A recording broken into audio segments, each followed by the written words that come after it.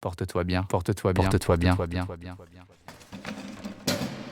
16e lettre de Sénèque à son ami Lucilius.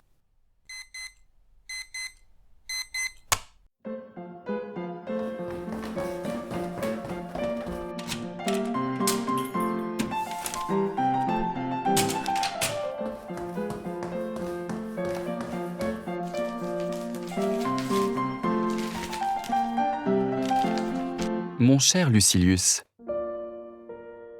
il est clair pour toi, Lucilius, je le sais, que nul ne peut mener une vie heureuse, ou même supportable, sans l'étude de la sagesse.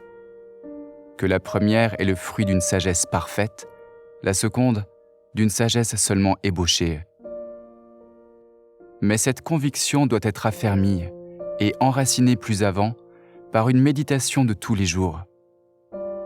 Il est plus difficile de rester fidèle à ses résolutions que d'en prendre d'honorables. Il faut persévérer. Il faut qu'un travail assidu accroisse tes forces, jusqu'à faire passer dans tes habitudes le bien dont rêve ta volonté. Tu n'as donc pas besoin avec moi de protestations si prodigues de mots ni si longues. Je vois que tes progrès sont grands. Tes lettres, je sais ce qui les inspire. Elles n'ont ni feinte ni fausse couleur. Je dirai toutefois ma pensée. J'ai bon espoir de toi, mais pas encore confiance entière. Je veux que tu fasses comme moi. Ne compte pas trop vite et trop aisément sur toi-même. Secoue les divers replis de ton âme, scrute et observe. Avant toute chose, vois si c'est dans la philosophie ou dans la vie elle-même que tu as progressé. La philosophie n'est point un art d'éblouir le peuple, une science de parade. Ce n'est pas dans les mots, c'est dans les choses qu'elle consiste. Elle n'est point faite pour servir de distraction et tuer le temps, pour ôter au désœuvrement sa nausée. Elle forme l'âme, elle la façonne, règle la vie, guide les actions, montre ce qu'il faut pratiquer ou fuir, siège au gouvernail et dirige à travers les écueils notre course agitée. Sans elle, point de sécurité. Combien d'incidents à toute heure exigent des conseils qu'on ne peut demander qu'à elle. Mais, dira-t-on, que me sert la philosophie s'il existe une fatalité? Que sert-elle si un Dieu régit tout? Que sert-elle si le hasard commande? Car changer l'immuable, je ne le puis, ni me prémunir contre l'incertain, qu'un Dieu ait devancé mon choix et décidé ce que je devrais faire, ou que la fortune ne me laisse plus à choisir. De ces opinions, quelle que soit la vraie, qu'elle le soit même toute, soyons philosophes.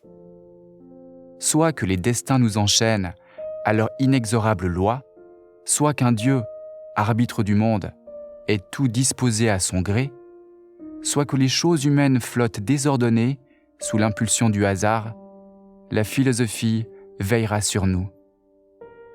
Elle nous encouragera à obéir au Dieu de bon gré, à la fortune avec opiniâtreté. Elle t'enseignera à suivre l'un, à souffrir l'autre. Mais ce n'est pas le lieu d'entamer une discussion sur les droits qui nous restent sous l'empire d'une providence ou d'une série de causes fatales qui lient et entraînent l'homme, ou quand le hasard et l'imprévu dominent seuls. Je reviens à mon but, qui est de t'avertir, de t'exhorter à ne point laisser l'impulsion de ton âme retomber et refroidir. Maintiens et soutiens-la, afin que devienne état de l'âme ce qui n'en est encore qu'un élan.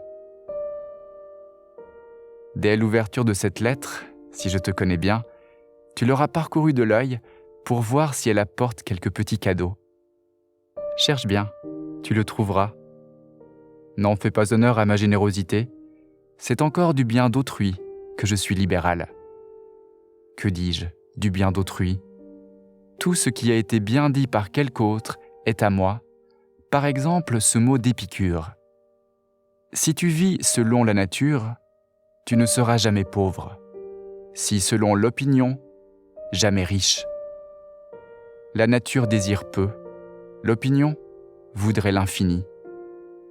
Qu'on rassemble sur toi tout ce que des milliers de riches ont pu posséder, que le sort, t'élevant au-dessus de la mesure des fortunes privées, te couvre de plafonds d'or, t'habille de pourpre, t'amène à ce point de raffinement et d'opulence que le sol disparaisse sous tes marbres, que tu puisses non seulement posséder, mais fouler en marchant des trésors, ajoute-y statues et peintures, et tout ce que tous les arts ont élaboré pour le luxe, tant de richesses ne t'apprendront qu'à désirer plus encore.